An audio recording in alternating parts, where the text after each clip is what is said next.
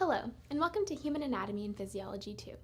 Today we will be starting our fourth unit, Cardiovascular System 3, Venous Vasculature. The objectives of this unit include describing the major histological features of arteries and veins, identifying and naming the major venous structures of the body, describing the drainage of organs and regional venous structures, describing the unique blood flow pattern of the hepatic portal system and the dural sinuses. In previous two units, we've been learning about the many different components of the cardiovascular system. From cardiac anatomy and physiology to arterial vasculature, we've ventured through and explored some of the key characteristics of this complex and important body system. In this unit, we will be furthering our knowledge on the vascular system by looking at the major venous structures.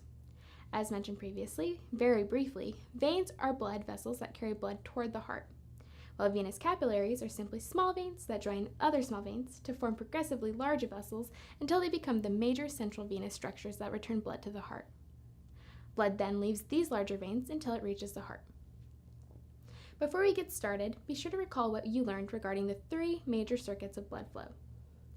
These circuits prove to be important yet again as we adventure through the venous vasculature. In exercise 4-1, you will be acknowledging and learning about the major venous structures. As you will see if you skimmed over this exercise, understanding and knowing where the major venous structures are is the main task for this unit. So, as you continue to read through the exercise, be sure to note these main structures and their locations within the body. The two largest veins in the body are the superior vena cava, which drains the structures superior, or near the head, to the diaphragm, and the inferior vena cava, which drains the structures inferior, or near the feet, to the diaphragm. Other important venous structures to note are the internal and external jugular veins that allow the head and neck to drain, the gastric veins, which drain the stomach, the splenic vein, which drains the spleen, the superior mesenteric vein, which drains the small intestine and a portion of the large intestine, and the inferior mesenteric vein, which drains the remaining portion of the large intestine.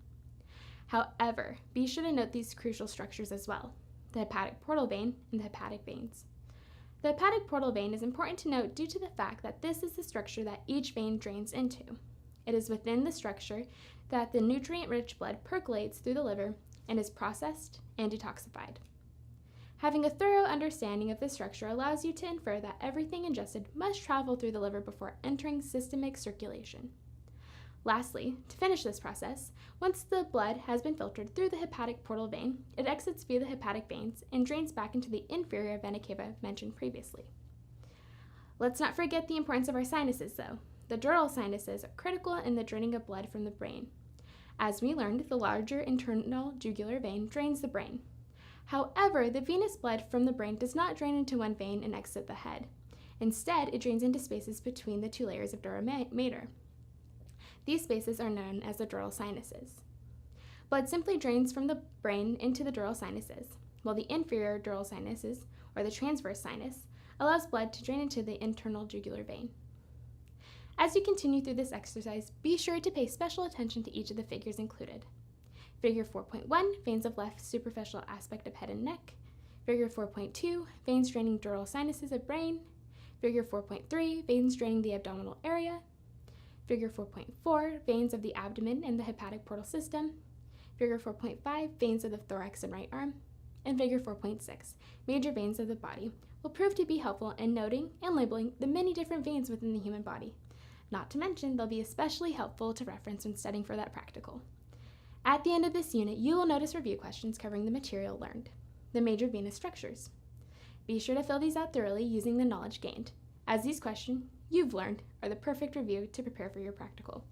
Thank you for joining me as we started to investigate the Cardiac System 3, Venous Vasculature. Have fun as you continue to dive deeper, and I'll see you in the next unit.